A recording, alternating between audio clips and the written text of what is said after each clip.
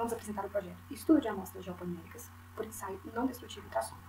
Este trabalho trata-se de um vídeo pitch, resultado do projeto APQ 522 de 2021, submetido ao edital número 1 de 2021, demanda universal da FAPEMIC. O projeto foi desenvolvido na Universidade Federal de São João del Rei, campus Ouro Branco, no Laboratório de Materiais de Construção. O trabalho foi coordenado pela professora doutora Mariana Arruda Pereira, que possui graduação e mestrado em Engenharia Civil e doutorado em Engenharia Química.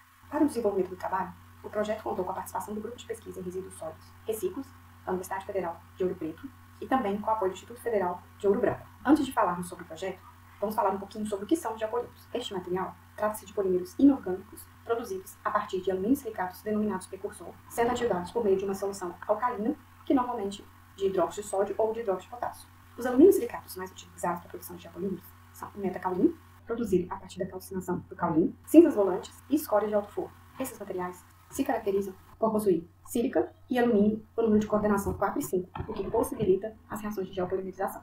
As pesquisas que envolvem os geopolímeros têm crescido a cada ano, e o motivo disso é o fato de ser possível substituidor do concreto feito a partir do cimento pó. A partir desse gráfico extraído da Scopus, nota-se uma tendência de crescimento relacionada ao assunto. Por que estudar os geopolímeros? O cimento Portland é responsável por grandes volumes de emissão de CO2 na atmosfera, e a cada tonelada de cimento produzido, 900 kg de CO2 são liberados, sendo que das gigatoneladas de emissões globais, 5% são atribuídas à produção de cimento Portland.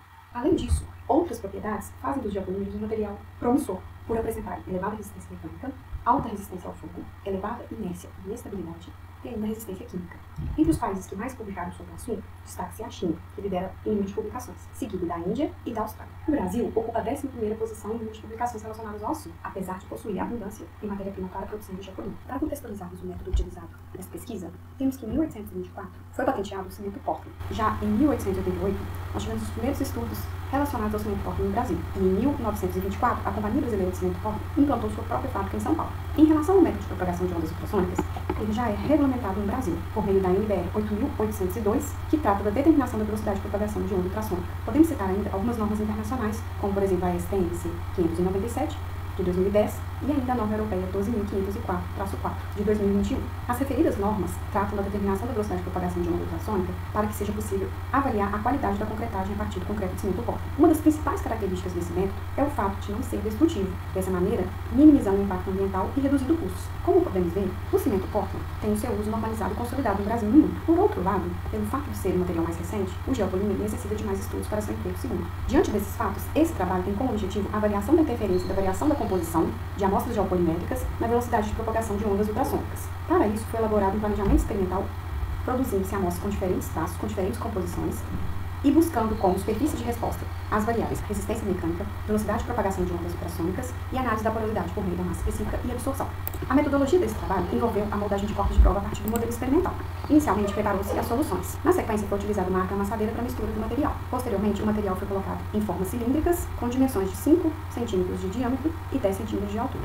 Posteriormente, as amostras foram submetidas ao procedimento de cura.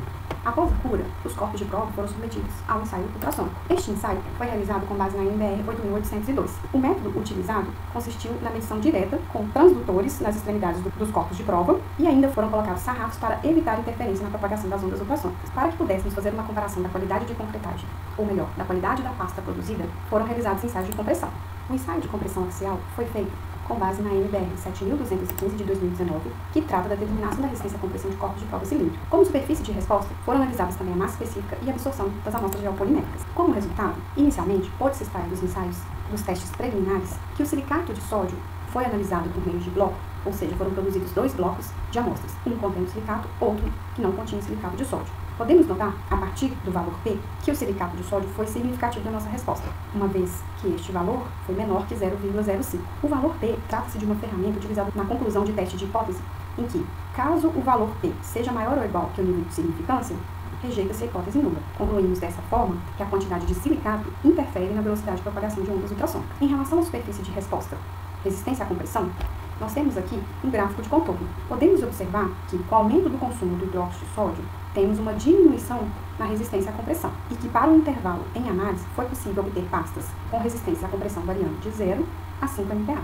Em relação ao gráfico de contorno de velocidade de ondas ultrassônicas versus quantidade de água e quantidade de hidróxido de sódio, podemos observar que o aumento no consumo de hidróxido de sódio aumentou a velocidade de propagação de ondas ultrassônicas. Temos também uma região em que foi possível obter elevadas velocidades de propagação de ondas ultrassônicas, em que houve um menor consumo de água, contudo um maior consumo de hidróxido de sódio. Temos aqui o gráfico de superfície de resposta relacionado à absorção. Nota-se que, com o aumento do consumo de hidróxido de sódio, aumentou-se a absorção de água, especialmente com o aumento do consumo de água na fase de produção das amostras de água polimérica. A partir dos resultados, conclui-se que as dosagens utilizadas no modelo experimental apresentaram condições extremas, dificultando seu uso como método comparativo de qualidade de concretagem. Além disso, a alta absorção de água influenciou drasticamente nos resultados de velocidade de propagação de ondas ultrassônicas, não permitindo uma comparação adequada a partir deste método. Isso indica que o uso do referido ensaio é complexo e que deve-se considerar variáveis intrínsecas e extrínsecas e que mais estudos devem ser elaborados para uma maior confiabilidade do uso do método ultrassônico em amostras geopoliméricas.